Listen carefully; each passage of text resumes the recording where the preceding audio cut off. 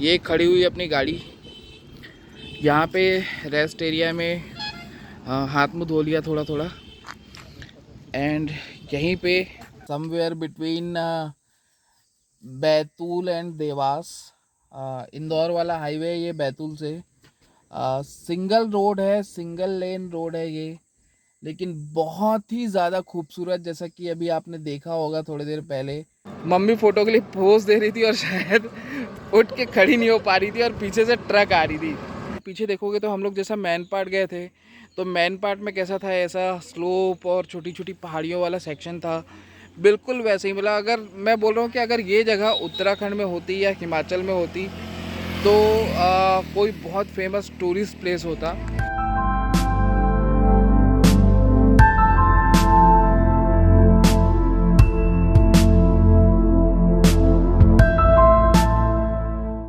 So good morning guys.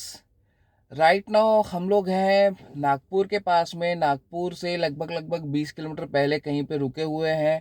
भंडारा और नागपुर के बीच की कोई जगह है। रात को करीब 1:30 बजे यहाँ पहुँचे थे और कल शाम को हम लोग निकले थे 7 बजे रायपुर से। बारिश भी हो रही थी और काफ़ी लंबा सफ़र भी तय करना था, इसलिए मैंने व्लॉग आज शुरू किया है अभी सुबह से। राइट नाउ मैं नहा धो के रेडी हो चुका हूँ, बाकी लोग भी नहा धो के रेडी हो रहे हैं। कौन कौन जा रहे हैं, हम लोग कहाँ जा रहे हैं, सब कुछ अभी आपको मैं बताता चलूँगा। आज हमें ऑलमोस्ट 500 से 600 किलोमीटर का सफ़र जो है वो तय करना है। ये वो होटल है जहाँ पे हम लोग रुके हुए थे और इस पूरे होटल में सिर्फ एक हमारा ही कमरा बुक था, बाकी पूरा खाली था।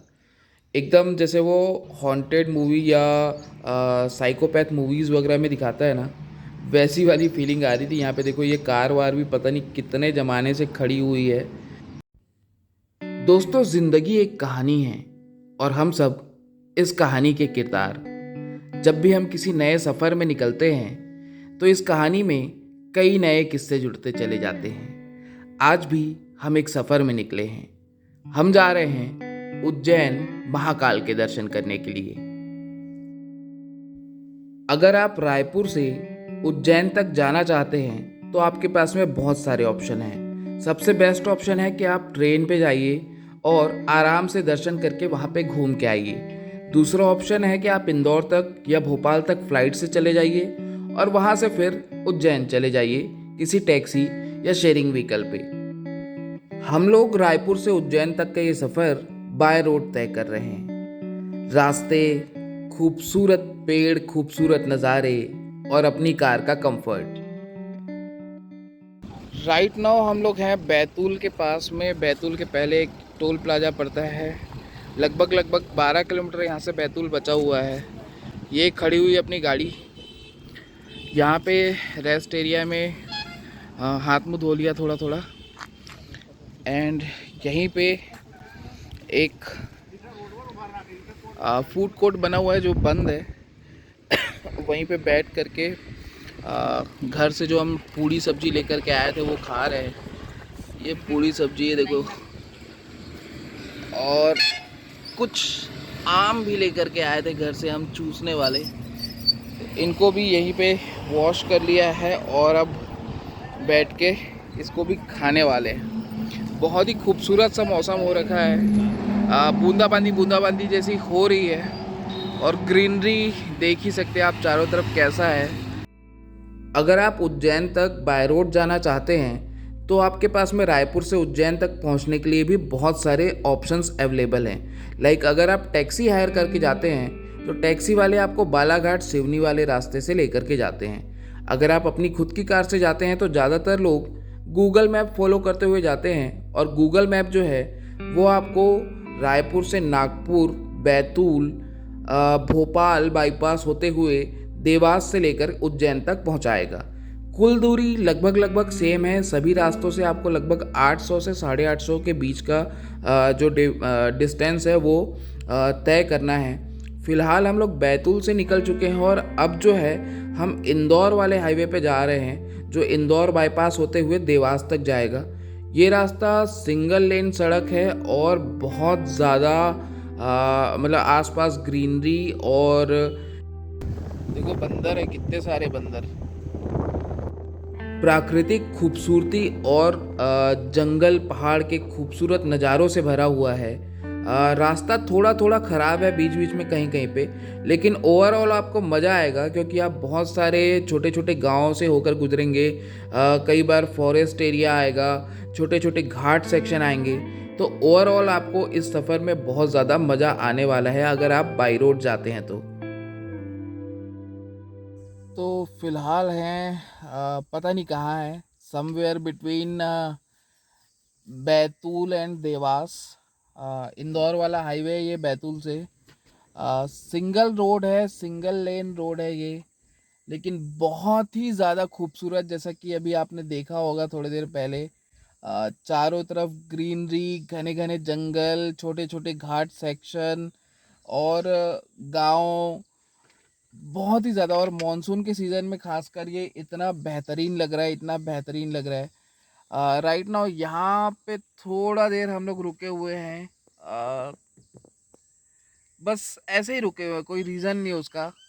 आ, ये जो आवाज़ आई है ना अभी पक्षी की, कुछ इसी तरह की चीज़ों को महसूस करने के लिए यहाँ पे रुके हुए हैं।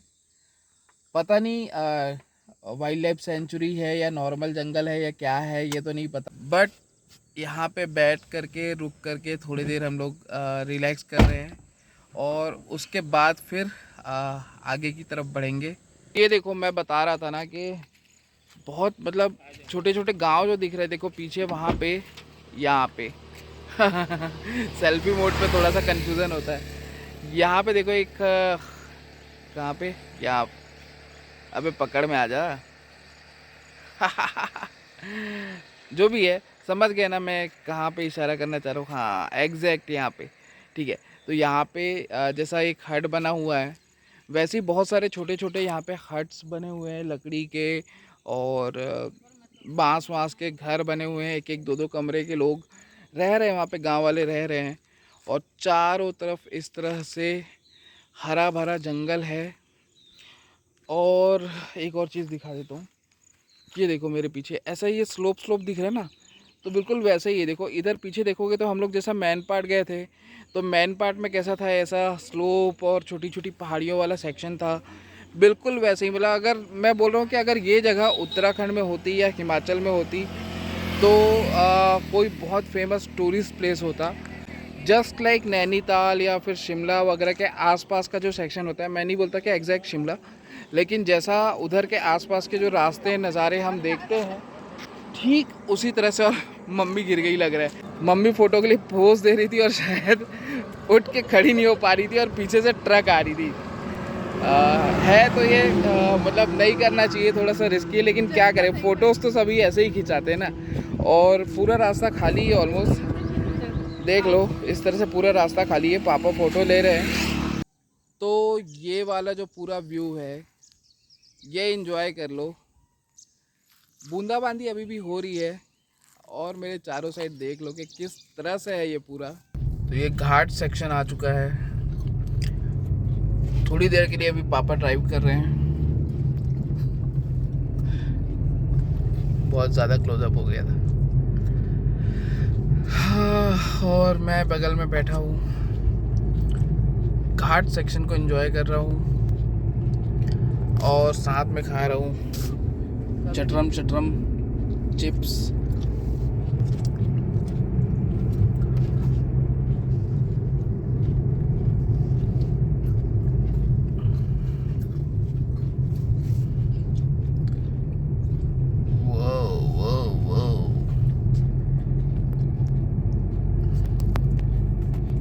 भाई मतलब जितनी खुशी महाकाल के दर्शन करने की है कि हम अभी जाएंगे और महाकाल के दर्शन करने वाले हैं, उतना ही बेहतरीन मौसम है। तो पूरे सफ़र का मज़ा ही अलग आ रहा है।